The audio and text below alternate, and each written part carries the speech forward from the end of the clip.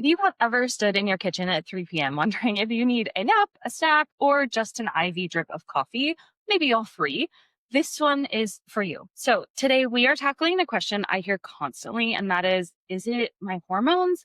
Am I just tired, stressed? Am I secretly bad at adulting, right? It's likely not all in your head, and you definitely should not need an IV drip of coffee to be a functioning human being.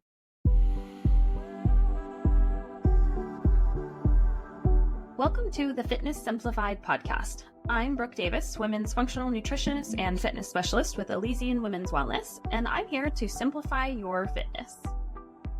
By the end of this episode, you will know the telltale signs that point to hormone imbalances, what to track this week, when testing actually makes sense, and what to do first so that you can start feeling better today. As always, I will keep it simple. I'll give you some checklists, some clear next steps, and then if you want a plug and play plan, if you want a plug and play starting point, I've got that for you at the end, so make sure you stick around. Here's the deal. When your hormones are off, people like to nitpick and say that hormones, if somebody says your hormones are imbalanced, then run or whatever. But I'm here to tell you that there are points and there are ranges that your hormones should be in.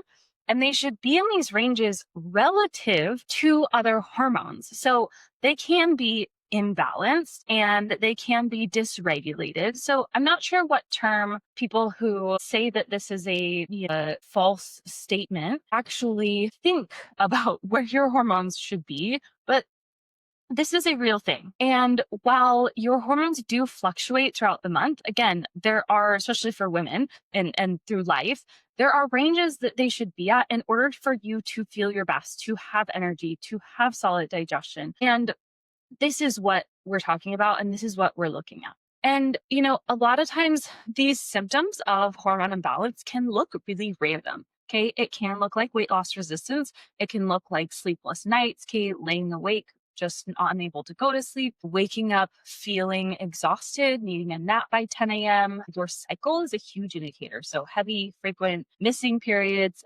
breakouts, your digestion is a massive indication of hormonal health. Okay. And if you are eating more, and especially if you are trying to lose weight and you are eating less, maybe you try eating clean, maybe you are trying to run more, then you're wondering why these things get worse.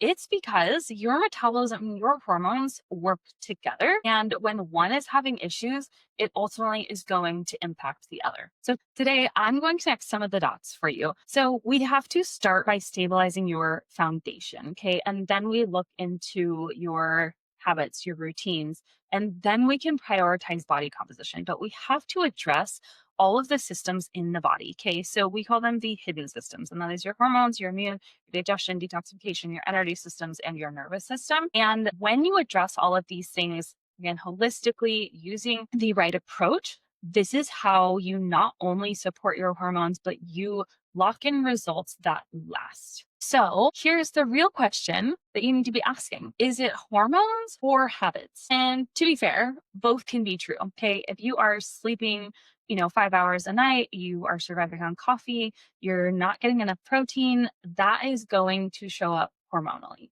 But there are certain patterns that scream hormones. And so here I'm going to give you just kind of a rapid fire list. And if you nod yes to several of these, there's a good chance that your hormones are contributing to how you feel.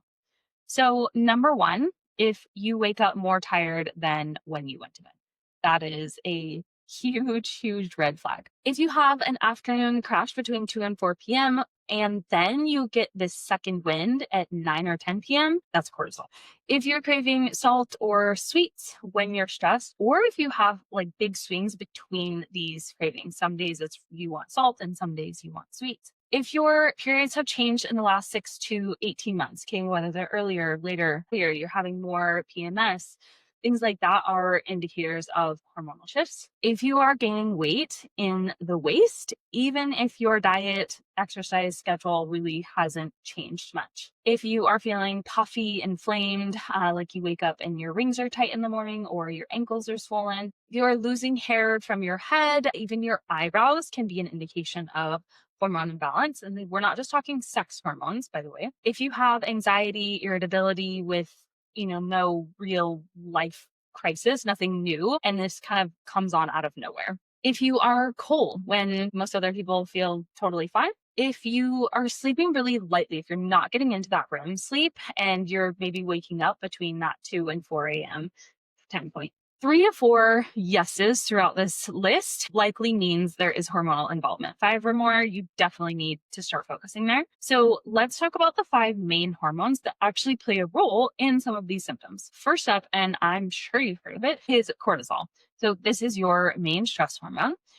And this shows up, the dysregulation shows up in a tired and wired pattern. So, wired meaning that your brain is going and you can't sleep, but you feel exhausted, right? Maybe your eyes are burning, your body is just like blah, but your brain is just going. Okay. That is the tired and wired pattern.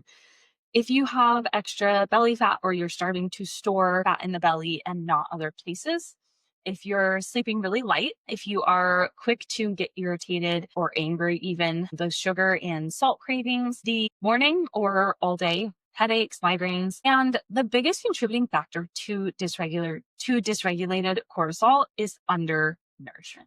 You can train hard as hell, but if you're fueling your body, you will likely be fine.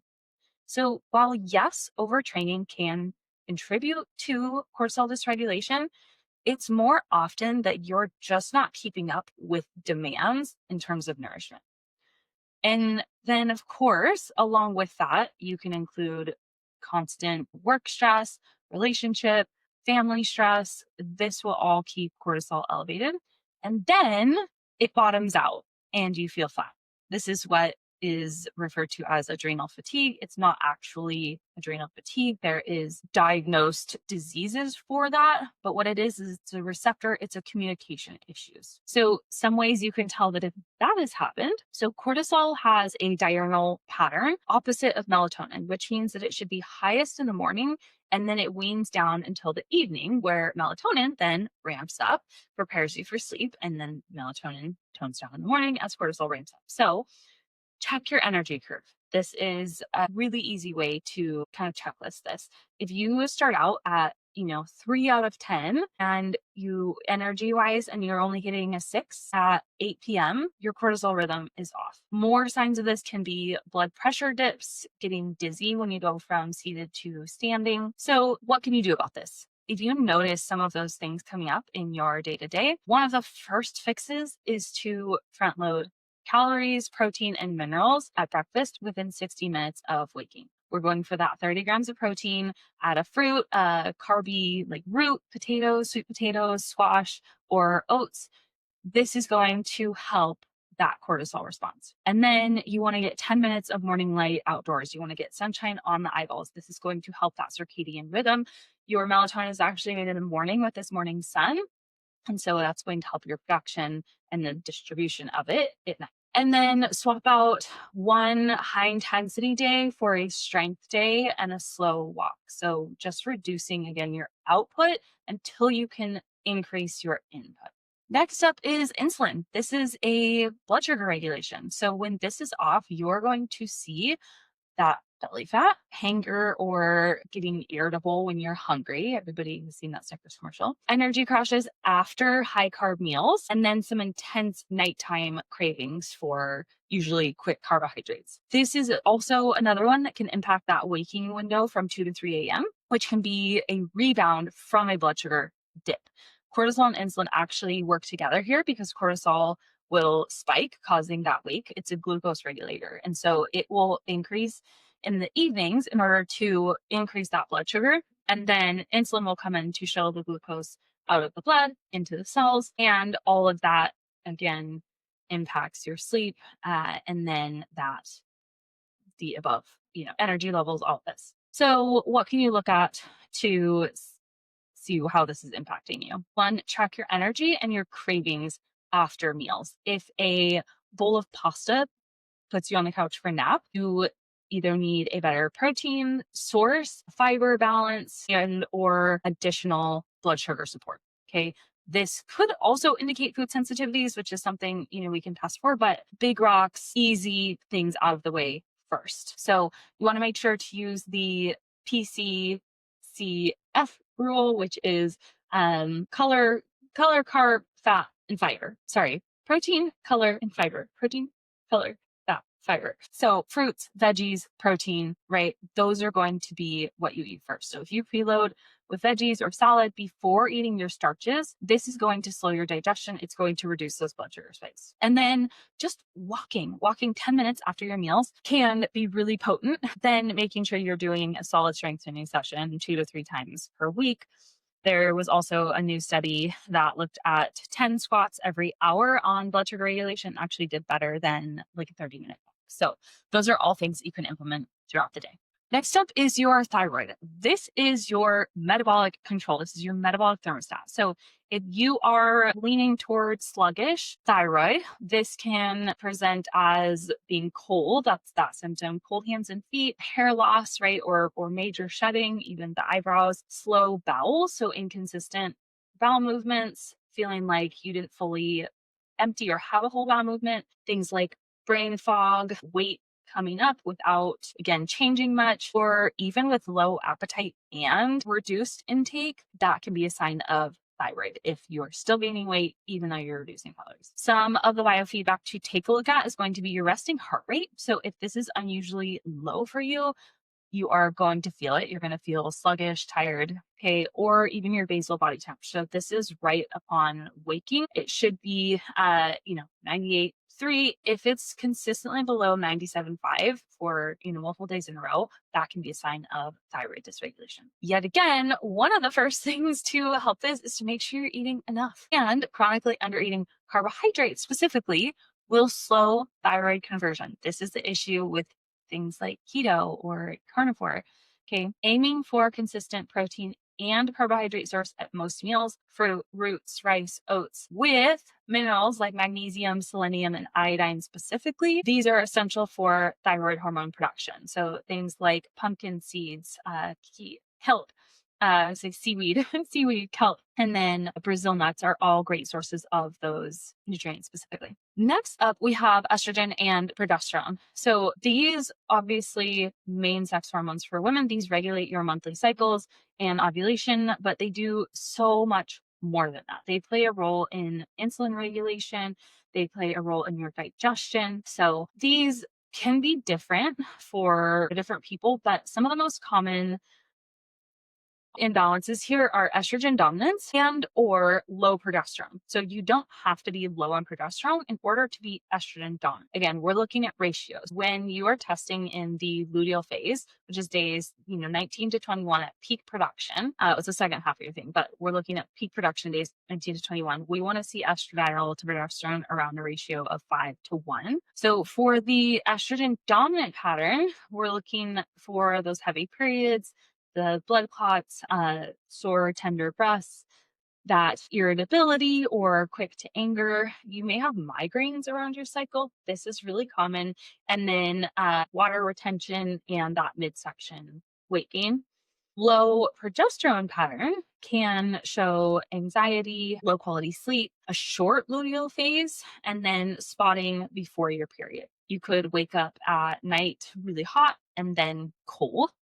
So these are just a few things, but the best thing you can do to identify some of this is to first and foremost track your cycle changes. If your cycle length shrinks or expands, right, or gets shorter or longer by more than just a few days repeatedly, or PMS is really, really bad, right? Like the week prior, this is a pretty surefire sign that you have some sex hormone imbalances. The most impactful things you can do right off the bat will be one, to support liver clearance of estrogen, and then to build progesterone naturally. So eating things like cruciferous vegetables, flax seeds, magnesium, B vitamins like those pumpkin seeds, grass-fed beef, making sure you're getting adequate carbs to tell your body that it's safe to ovulate.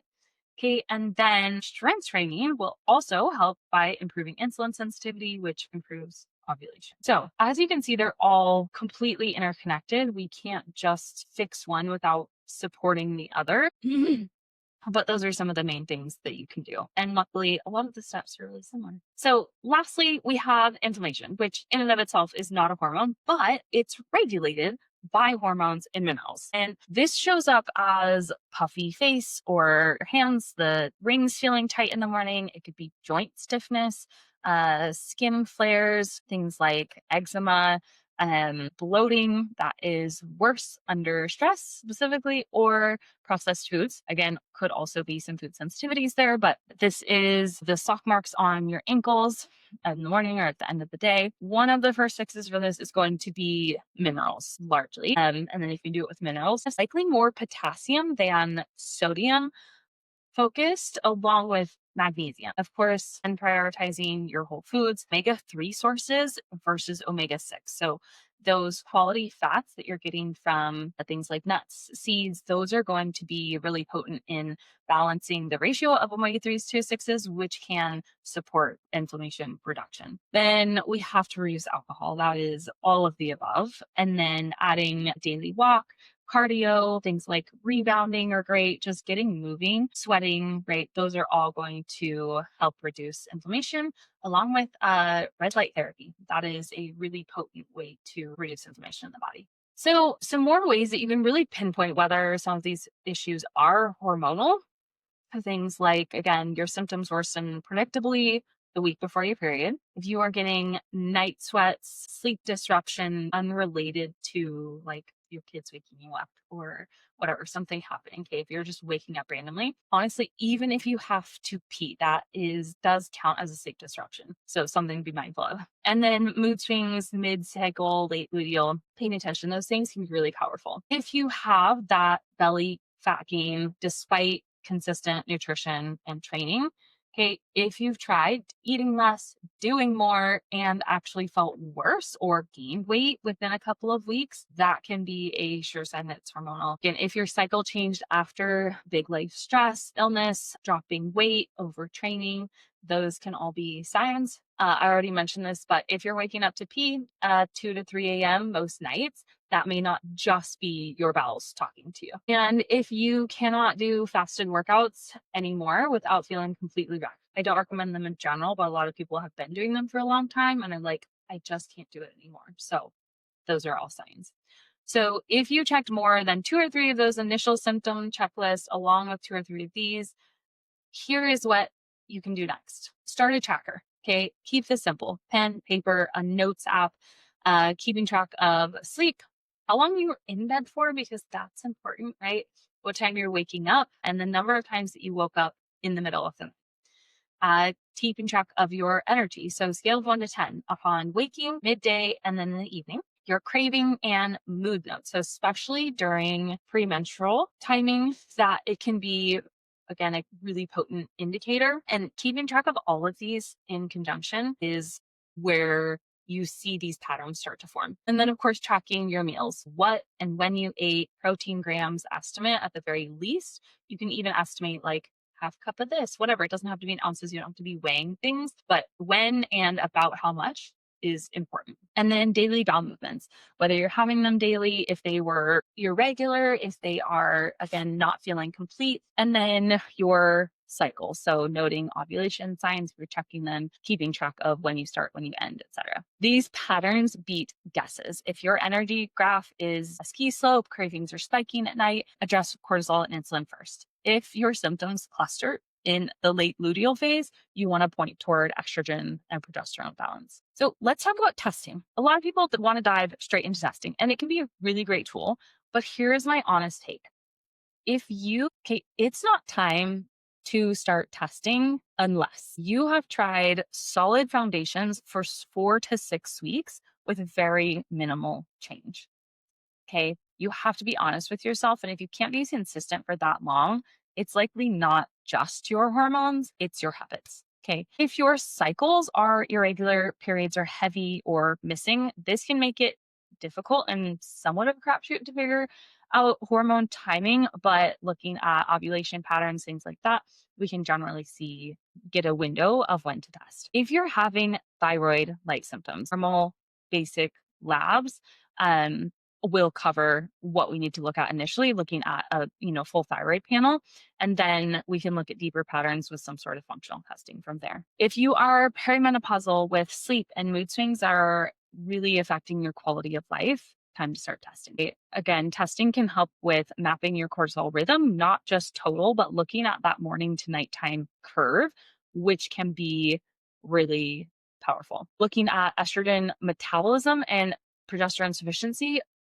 across the cycle and looking at that peak, what should be that peak point, and then the ratios between them. This not only tells us what your levels are, but how you're metabolizing them, which gives us a really clear path to supporting them and creating more balance. So there is a lot of power in testing, but if you are only sleeping 5 hours a night, you're skipping meals, you are pushing, HIIT classes, high intensity classes 4, 5, 6 days a week, go ahead and start with the basics first. And more often than not, your body will make the changes for you despite the labs. Okay. And as always, discuss your labs, medication questions with your clinician. Podcast is educational, not medical advice. So if you are thinking this all makes so much sense, please just give me the exact next step so I can really start supporting my body and stop guessing. I have created a very simple program for you. It is a done for you reignite. It is 7 days. It is $7. And by the end of it, you're going to see a flatter belly, lose your jeans within the week by supporting estrogen clearance, steady blood sugar, calming your nervous system without starving or adding a ton of extra exercise. Okay. That is the whole point. We want to do this while we support our systems. It's not an if, or, it's an if and. And we have to be supporting those systems in order for the results to be sustainable. You're going to get a 7-day meal framework, mix and match options. You'll get the hormone friendly fuel map. You are going to get the AM reignite routine and so much more in this $7. It's an insane value. So if that sounds like something that you could use, again, just a done for you roadmap, then you want to click the link below and check it out. So to tie this up, if your symptoms cluster around your cycle, if your energy is just absolutely chaotic, unpredictable, if you have belly fat that's not budging despite feeling like you're working your butt off, your hormones are likely asking for attention. So you track for 1 week, you see what your patterns are, and what you can find. And then if you want the step-by-step plan, grab the 7-day metabolic reignite. Let me walk you through it with real support. So if today helped, share this episode with a friend who is in the same season. Subscribe so you do not miss the next episode. We are going to continue to unpack health, wellness, all the things. So see you next time. Thanks for tuning in to this episode of the Fitness Simplified podcast. We are stoked to have you join us on your journey to better health and fitness. If you have any questions, suggestions for future topics, or you just want to chat, feel free to reach out to us on Instagram at Brooke_Elysian and Facebook linked in the show notes or via our website, ElysianWomen'sWellness.com. And if you enjoyed what you heard today, we'd be thrilled if you could take a half second to leave us a 5-star rating and review so that you can help others find our show. If there was something you heard that was helpful or impactful, please screenshot, tag me, and share what it was so that we can bring you more. Plus, you'll be entered into our monthly Legion Recharge post-workout giveaway. New episodes drop every other Monday, so make sure to hit that subscribe button and stay tuned for more. Thanks for listening.